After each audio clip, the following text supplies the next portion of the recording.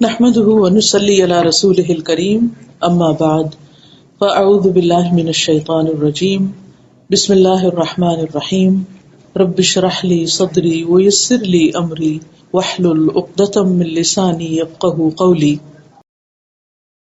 سورۃ آل عمران کی پہلی 88 یعنی 88 آیات وفد نجران کے بارے میں نازل ہوئی۔ یہ وفد نجران کا قصہ کیا ہے؟ اس وفد کی آمد اور اس کے ساتھ نبی صلی اللہ علیہ وسلم کی جو گفتگو ہوئی تھی اس کی تفصیل کچھ یوں ملتی ہے۔ بغوی ایک مفسر ہے، ان کی تفسیر ہے۔ بغوی نے کلبی اور ربیع بن انس کا قول لکھا ہے کہ ان آیات کا نزول نجران کے نمائندوں کے متعلق ہوا جن کی تعداد 60 تھی، یعنی 60 لوگوں پر مشتمل ایک وفد آپ کی خدمت میں حاضر ہوا۔ وہ اونٹوں پر سوار ہو کر آئے تھے۔ پوری جماعت کے سردار 14 شخص تھے۔ 60 لوگ تھے، 14 ان میں سے نمائندے تھے، اور ان میں سے بھی صرف 3 لیڈرز تھے۔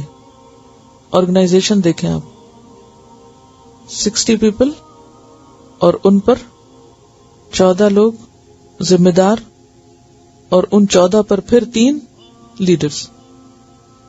عاقب عین الف قاف بے، عاقب سب کا امیر اور مشیر اعلیٰ تھا، پھر ان پر ایک پیرامڈ بن گیا نا، جس کے مشورے کے بغیر اہل وفد کچھ کام نہ کرتے تھے، یعنی ہر بات میں، ہر چیز میں وہ اپنے امیر سے مشورہ کرتے تھے۔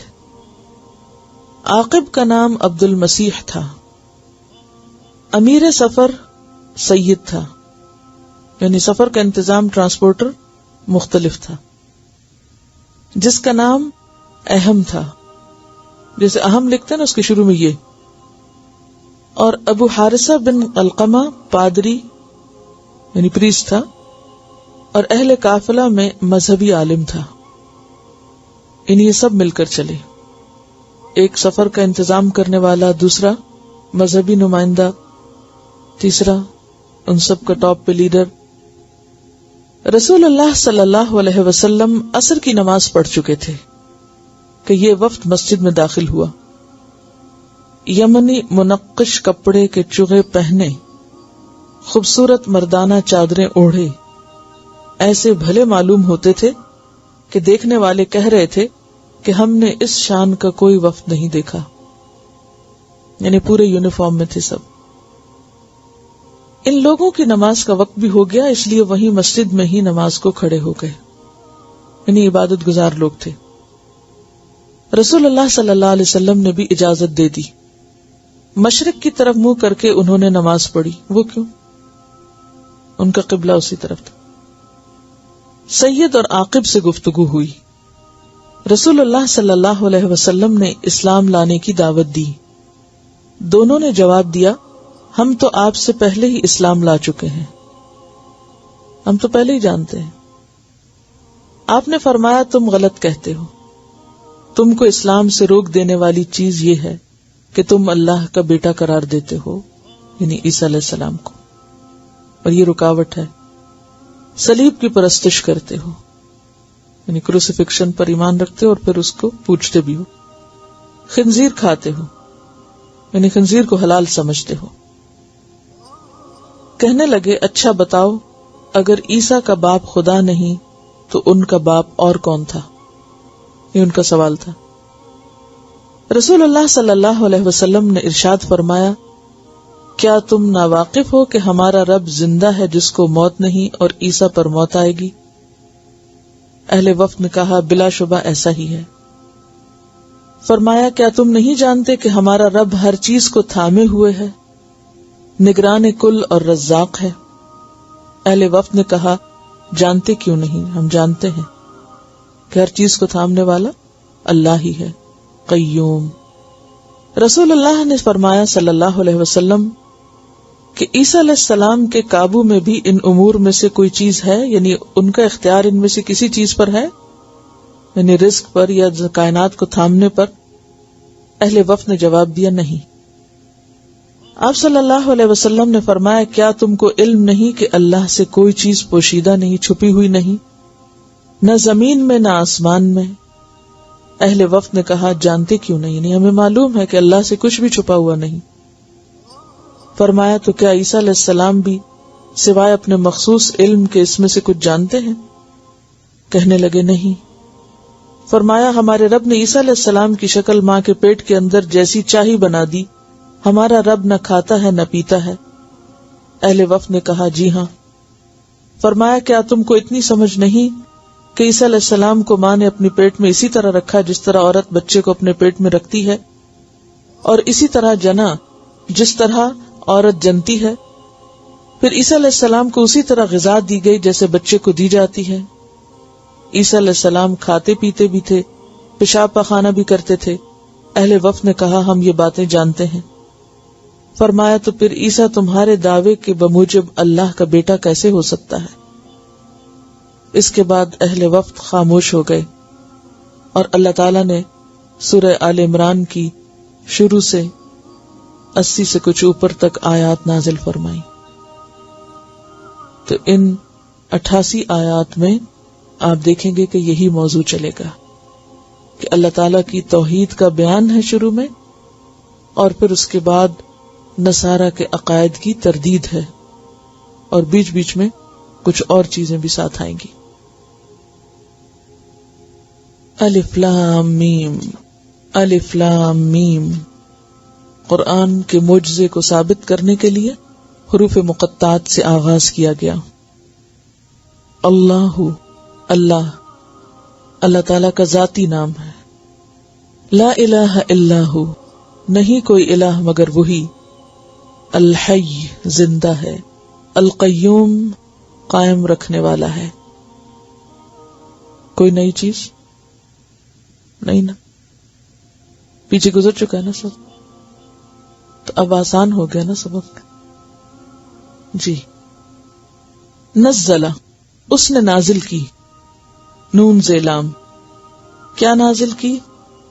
علیک، آپ پر، الکتاب، الکتاب یعنی قرآن پاک، ذالک الکتاب، بالحق، حق کے ساتھ، یعنی قول فیصل ہے، فیصلہ کن بات ہے۔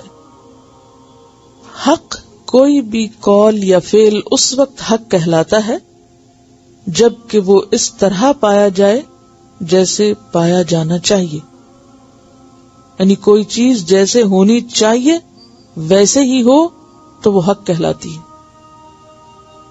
اور اس انداز سے پایا جائے جتنا مناسب اور موضوع اسے ہونا چاہیے، اور اس وقت پایا جائے جبکہ اس کی ضرورت ہو۔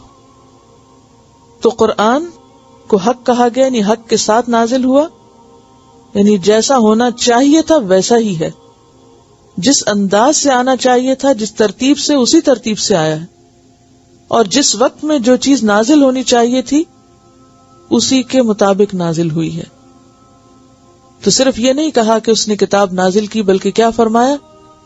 نزل علیک الکتاب بالحق، حق کے ساتھ نازل کی۔ کوئی بتائے گا کیا معنی ہے حق کے ساتھ نازل کی؟ یعنی جیسا اس کو ہونا چاہیے تھا ویسا ہی ہے، یہ فیصلہ کن بات ہے۔ مصدقاً، تصدیق کرنے والا ہے، پیچھے گزر چکا ہے، صاد دال قاف اس کا روٹ ہے۔ لما، اس چیز کی جو، بین یدیہ، اس کے آگے ہے۔ ید کہتے ہیں نا ہاتھ کو، اور یدین دو ہاتھ، اور بین کا مطلب ہوتا ہے درمیان، دو ہاتھ کے درمیان یعنی سامنے، ان فرنٹ آف۔ بین یدیہ یعنی اپنے سامنے، یعنی اپنے سے پہلے مراد ہے۔ تو پہلے سے مراد کیا ہے؟ جو بھی اترا ہے، یعنی تورات اور انجیل وغیرہ میں سے، اس کی یہ تصدیق کرتا ہے۔ وَأَنزَلَ، اور اسی نے نازل کی، التورات، تورات، والانجیل، اور انجیل، اسی نے تورات اور انجیل نازل کی ہے۔ اب یہاں آپ دیکھیے کہ 3 چیزوں کا ذکر ہے، الکتاب، التورات اور الانجیل۔ الکتاب سے مراد القرآن ہے، تورات اور انجیل گزشتہ کتابوں کا نام ہے۔ تورات وہ جو موسیٰ علیہ السلام پر نازل ہوئی، اور انجیل جو عیسیٰ علیہ السلام پر نازل ہوئی۔ یہاں کتاب کے لیے تو نزلہ کا لفظ آیا ہے، جبکہ تورات اور انجیل کے لیے انزلہ کا لفظ آیا ہے۔ اس سے بھی ان دونوں کے درمیان فرق نظر آ رہا ہے۔ نزلہ عربی زبان میں نزل ینزل تنزیل باب تفعیل ہوتا ہے، جس میں تھوڑا تھوڑا کر کے اترنا، موقع کی مناسبت سے اترنا مراد ہے۔ اور انزلہ یک بارگی، جیسے موسیٰ علیہ السلام کو تورات کب ملی تھی؟ جب وہ کوہ طور پر گئے تھے اور تختیوں میں لکھی ہوئی ملی تھی، جبکہ قرآن اس طرح لکھا ہوا نہیں ملا آپ کو، بلکہ آہستہ آہستہ اتارا گیا تھا۔ تو اللہ ہی نے تورات اور انجیل کو نازل کیا۔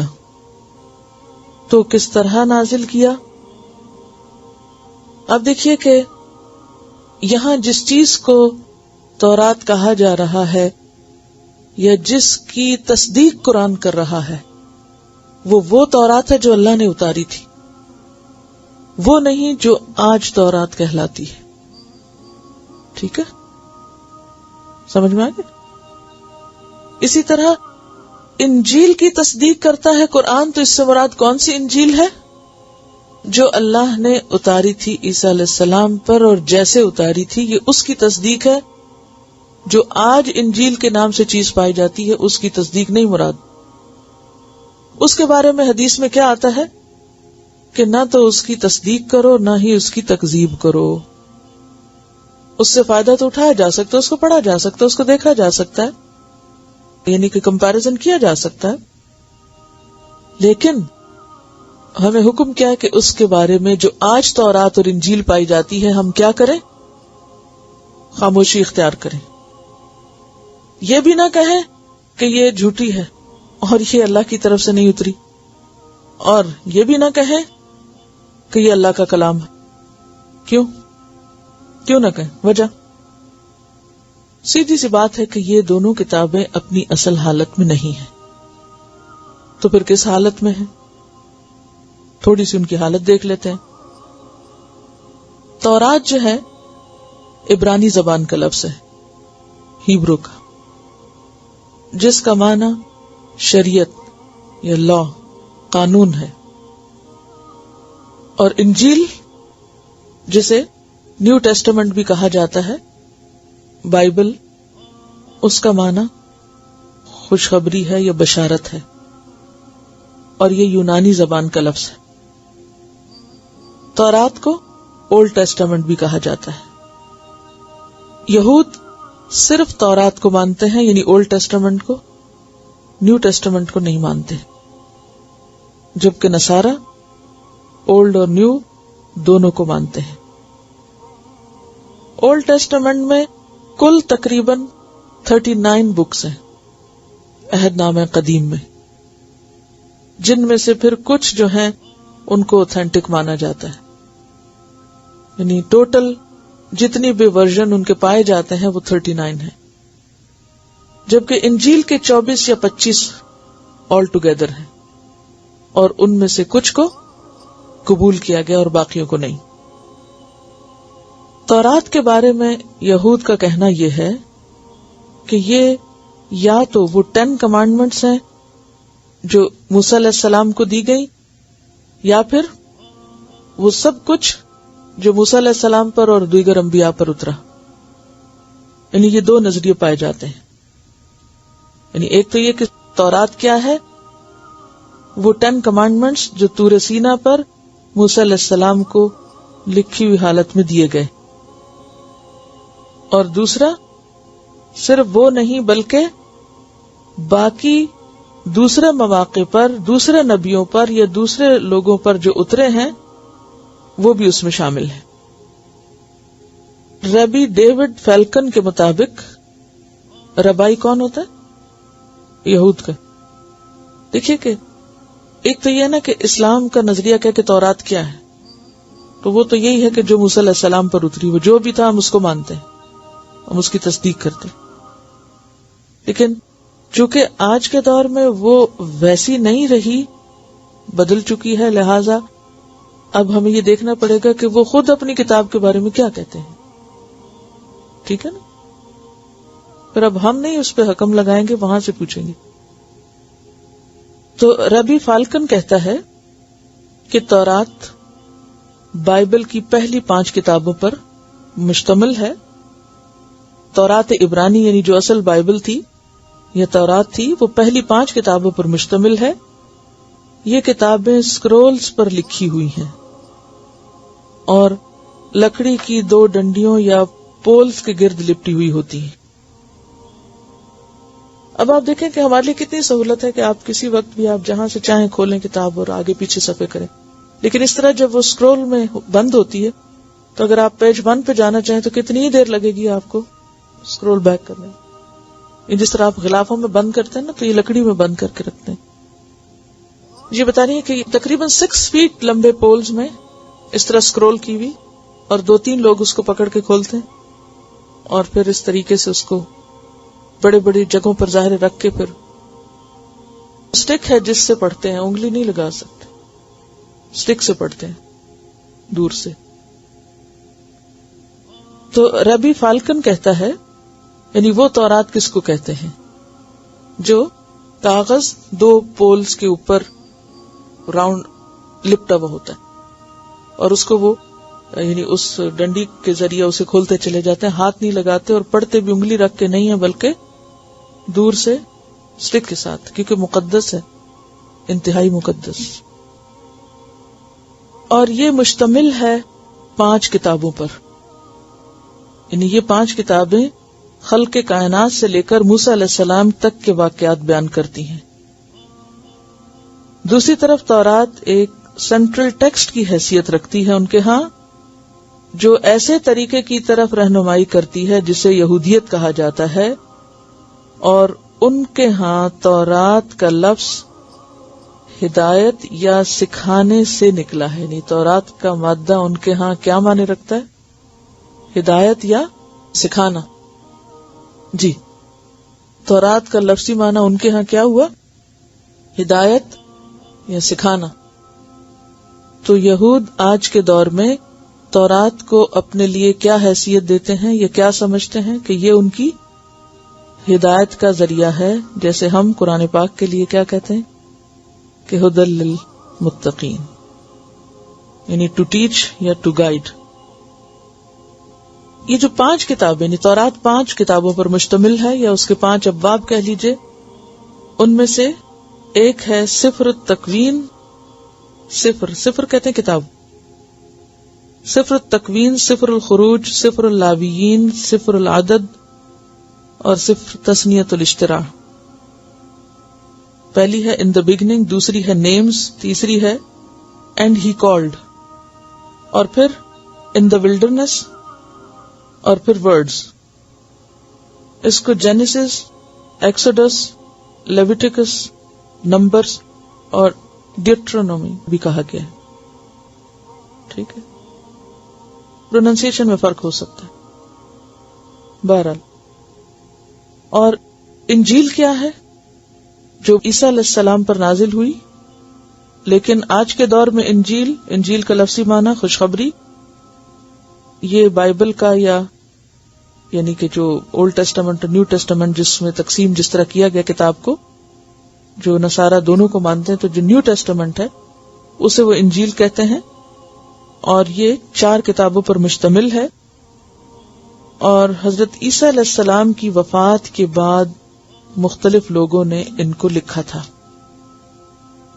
یہ کتابیں مارک، میتھیو، لیوک اور جان کے نام سے مشہور ہیں. اور یہ یاد رہے کہ موجودہ دور میں 4 کو سلیکٹ کر کے کنگ جیمز ورژن کی شکل میں پیش کیا جاتا ہے. ٹھیک ہے، ٹوٹل تو 24-25 ہیں، لیکن ان میں سے سلیکٹ کر کے 4 کو انتخاب کیا گیا. ان 4 کو پھر کیا نام دیا گیا؟ King James version. تو گویا خلاصہ کیا ہوا کہ تورات مجموعہ ہے مختلف صحیفوں کا، اور انجیل بھی موجودہ زمانے میں مجموعہ ہے کس کا؟ مختلف صحیفوں کا یا مختلف کتابوں کا، جن کے نام بھی مختلف ہیں، الگ الگ ہیں، اور ان کے مجموعے کو پھر تورات اور انجیل کہا جاتا ہے، اور اس کو وہ نیو ٹیسٹامنٹ اور اولڈ ٹیسٹامنٹ کا نام دیتے ہیں، اولڈ بائبل اور نیو بائبل، دونوں پر اطلاق لفظ بائبل کا ہوتا ہے، یعنی دونوں کو بائبل کہا جاتا ہے۔ اور پھر اس کی آگے تقسیم کیا، اولڈ ٹیسٹامنٹ اور نیو ٹیسٹامنٹ۔ اولڈ ٹیسٹامنٹ سے مراد تورات ہے اور اس کی 5 کتابیں، اور نیو ٹیسٹامنٹ سے مراد انجیل اور اس کی 4 کتابیں، جو پھر کس کے نام سے مشہور ہے؟ King James version. اس میں آپ دیکھیے کہ دونوں کتابوں کے بارے میں کتابوں کے ماننے والے خود اعتراف کرتے ہیں کہ یہ ربانی الفاظ نہیں، یعنی یہ اللہ تعالی کے الفاظ نہیں، بلکہ یہ ڈیوائن انسپریشنز ہیں جو لوگوں کو ملی، جو عیسیٰ علیہ السلام کے ساتھ رہے، اور پھر ان سے انہوں نے آگے روایات کی، اور یہ بعد کے زمانے میں لکھی گئی۔ نہ تورات حضرت موسیٰ کے زمانے میں لکھی گئی اور نہ ہی انجیل عیسیٰ علیہ السلام کے دور میں لکھی گئی، لہذا ان کی اوتھینٹسٹی کی ذمہ داری کوئی بھی نہیں لیتا۔ اور آپ حیران ہوں گے کہ انسائکلوپیڈیا بریٹانیکا میں یہ لکھا ہوا ہے کہ بائبل کی جو آتھرشپ ہے یا جو اس کا آتھر ہے وہ انونیمس ہے، نہیں پتا کہ کس نے لکھا ہے، ٹھیک ہے۔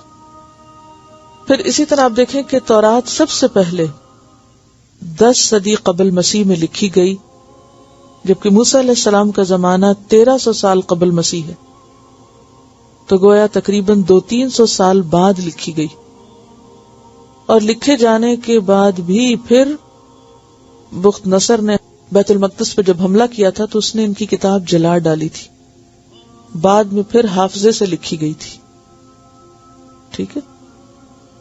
تو اب آپ خود سوچیں کہ وہ کتاب جس کے ماننے والے بھی یہ مانتے ہیں کہ اللہ کی طرف سے جو نازل ہوئے وہ اصل لفظ نہیں ہے، اور پھر یہ کہ وہ پیغمبروں کے زمانے میں لکھی ہوئی نہیں ہے، صدیوں بعد کی لکھی ہوئی، پھر یہ کہ وہ دنیا سے ناپید بھی ہوئی اور پھر دوبارہ حافظے سے لکھی گئی، اور کسی ایک نے نہیں لکھی، کئی ایک نے مل جل کے لکھی۔ تو اب آپ خود سوچئے کہ ان کتابوں میں ہدایت کا کتنا سامان ہو سکتا ہے۔ تو اگر آپ غور کریں تو ان مذاہب کی جو بنیاد ہے وہی کمزور ہے، اوریجنل جو سورسز کسی دین کے ہو سکتے ہیں وہی کمزور ہیں۔ تو جہاں فاؤنڈیشنز ہی کمزور ہوں گی وہاں پر پھر آگے دین کا حال کیا ہوگا۔ لیکن اس کے باوجود آپ دیکھیں کہ جو ماننے والے ہیں وہ محض ایمان کی پختگی کی وجہ سے ان کتابوں کی آگے نشر و اشاعت اور ترویج میں کس طرح سرگرم عمل ہیں کہ انہوں نے دنیا کی ہر زبان میں ان کے ترجمے کر ڈالے، اور ہر دروازے پر دینے کے لیے جاتے، جبکہ بھٹکے میں خود پتہ نہیں کہ یہ صحیح بھی ہے یا نہیں۔ لیکن جن لوگوں کے پاس لا ریب فیہ کتاب ہے جس میں کوئی بھی شک نہیں، نبی صلی اللہ علیہ وسلم کے زمانے میں لکھی گئی، اور پھر شروع میں پہلے دن کا لیکچر اگر آپ کو یاد ہو تو میں نے آپ کو بتایا تھا کہ کس طرح کس چیز پہ لکھی گئی، اور کس طرح پھر بعد میں اس کی تدوین ہوئی، اور پھر کس طرح اس کو ایک جلد کی شکل میں لایا گیا، اور کس طرح اس کے نسخے بنے، اور کس طرح پھر اس کے اوپر اعراب لگائے گئے، اور ڈبل چیک کر کے اس کی اوتھینٹسٹی کو ثابت کیا گیا، کس طرح حافظوں میں محفوظ رہی، کس طرح لکھی ہوئی حالت میں محفوظ رہی۔ 1400 سال سے اس میں کوئی تبدیلی نہیں ہو سکی، اس کی وجہ سے زبان محفوظ ہوئی۔ تو نزل علیک الکتاب بالحق کا پھر یہی مطلب ہے، اور مصدقا لما بین یدیہ من التوراۃ والانجیل بھی اسی زمرے میں آتی ہے۔ آپ دیکھیے کہ جو کنگ جیمز ورژن ہے اس کا پریفیس اگر آپ پڑھیں تو اس میں یہ عبارت لکھی ہوئی ہے، مختصر ترجمہ ہے اس کا۔ یہ کنگ جیمز ورژن جس کو اب وہ ایک طرح سے فائنل مانتے ہیں، انجیل کی تمام کتب عیسیٰ علیہ السلام کے طویل عرصے بعد لکھی گئیں اور لوگوں نے لکھی، یعنی یہ خود کہتے ہیں کہ یہ لوگوں کی لکھی ہوئی ہیں جنہوں نے صرف عیسیٰ علیہ السلام کے بارے میں سنا ہوا تھا، دیکھا ہوا بھی نہیں تھا۔ سب سے پہلی کتاب جو کہ مارک کہلاتی ہے تقریباً 65 to 70 AD میں لکھی گئی، جبکہ آخری جان جو ہے 90 to 100 AD میں لکھی گئی۔ چونکہ نصرانیت کو یعنی عیسائیت کو شروع ہی سے بہت مخالفت کا سامنا کرنا پڑا، تو اصل نص یعنی اوریجنل ٹیکسٹ تخریب کا شکار ہوئی، اور ہر کتاب کسی خاص گروہ کے لیے لکھی گئی، جس کی وجہ سے بائبل کے اوور آل کانٹینٹ میں کافی اختلاف پایا جاتا ہے۔ پتہ نہیں کو بات سمجھ آئی کہ نہیں آئی؟ اپنی طرف سے تو میں نے بہت ہی آہستہ بولا ہے۔ یہ کہتی ہیں کہ 2-3 دروازوں کے اندر بند ہوتی ہے، ایک کھولتے ہیں، دوسرا کھولتے ہیں، پھر تیسرا کھولتے ہیں، پھر اس کے اندر سے نکالتے ہیں، مخصوص قسم کے لوگ آگے جاتے ہیں، پھر وہ وہاں سے اکٹھے مل کے اٹھا کے پھر اس کو رکھتے ہیں، پھر اس کو کھولتے ہیں، پورے سینیگوگ کا چکر لگاتے ہیں، پھر اس کے بعد اس کو کھولا جاتا ہے۔ یعنی کہ وہ خاص مخصوص قسم کا نسخہ کھولا ہوگا جو اتنا بڑا تھا، ورنہ نارمل سائز میں بھی ہوتے ہوں گے۔ یہ کہہ رہی ہیں کہ انہوں نے یہ سین دیکھا ہے کہ کس طرح ربائی اس کو اٹھا کر اپنے کندھے پر سارے سینیگوگ کا چکر لگاتے ہیں، لوگ اس کو پہ ٹچ کرتے ہیں، لیکن کھولتے مخصوص لوگ ہی ہیں، اور پھر اس کو ایک خاص سٹک کے ساتھ اس کو پڑھا جاتا ہے، اور جبکہ یہ پتہ بھی ہے کہ وہ اصل چیز بھی نہیں ہے کہ جو موسیٰ علیہ السلام پر نازل ہوئی۔ نہیں، بک کی شیپ میں تو ہے ہی، لیکن اس کو اوریجنلی جس طرح سمجھتے ہیں یعنی مقدس کتاب کے طور پر، ویسے تو یہ اویلیبل تو ہے، اب تو اویلیبل ہے، لیکن پہلے زمانے میں عوام کو اویلیبل نہیں تھی یہ کتاب۔ قرآن پاک میں پہلے پارے میں آپ نے پڑھا نا کہ وَمِنْهُمْ أُمِّيُّونَ لَا يَعْلَمُونَ الْكِتَابَ، اور زیادہ سے زیادہ جو کرٹیسائز کیا گیا تھا وہ ان کے احبار اور رہبان اور ان کے علماء کو کیا گیا تھا، کیونکہ وہی کتاب جانتے تھے۔ اسی لیے تو آپ دیکھیں کہ قرآن پاک میں جب آئے گا نا کہ ما کنت تدری مل کتاب، آپ نہیں جانتے تھے کتاب کیا ہوتی ہے، تو بہت سی ایسی باتیں جو تورات میں اسی طرح بند تھیں، مخصوص لوگوں کو علم تھی، وہ وحی کے ذریعے نبی صلی اللہ علیہ وسلم پر نازل ہوئی، اور جس سے ان کو یقین ہو گیا کہ یہ واقعی یہ پیغمبر ہے۔ اسی لیے قرآن نے فرمایا کہ یعرفونہ کما یعرفون ابناءہم، بالکل یقینی بات ہے ان کے نزدیک کہ یہ باتیں تو ہمارے پاس کتابوں میں بند پڑی ہیں، کسی کو خبر نہیں، عوام کو بھی نہیں پتا۔ مکہ میں ایک شخص کے پاس یہ ساری خبریں کہاں سے آ گئی، اور جب کبھی یہ قریش کو اکسا کے آپ سے سوال کرواتے اور اللہ تعالیٰ تفصیلی جواب دیتے، جیسے سورۃ یوسف اسٹریچ، اتنا تفصیلی قصہ ہمارے سامنے آتا ہے جو کہ اہل مکہ کو پتا بھی نہیں تھا، تو یہ سب قرآن کے سچ ہونے یا حق ہونے پر دلیل ہے۔ تو یہ جو ابھی تعارف کرایا جا رہا ہے نا یہاں کتاب کا، سورۃ البقرہ میں ذالک الکتاب لا ریب فیہ، اور یہاں کیا کہا گیا؟ نزل علیک الکتاب بالحق، کہ جو بالکل سچی ہے، اللہ ہی کی طرف سے آئی اور اصل حالت میں محفوظ ہے۔ اور اس وقت یہی قول فیصل ہے، فیصلہ اس کے مطابق ہوگا، دنیا میں بھی حق و باطل کا، اسی لیے اس کو فرقان کہا گیا ہے، اور آخرت میں بھی اسی کے مطابق فیصلہ ہوگا۔ وآخر دعوانا ان الحمد للہ رب العالمین، سبحانک اللہم وبحمدک، اشہد ان لا الہ الا انت، استغفرک واتوب الیک۔ السلام علیکم ورحمۃ اللہ وبرکاتہ۔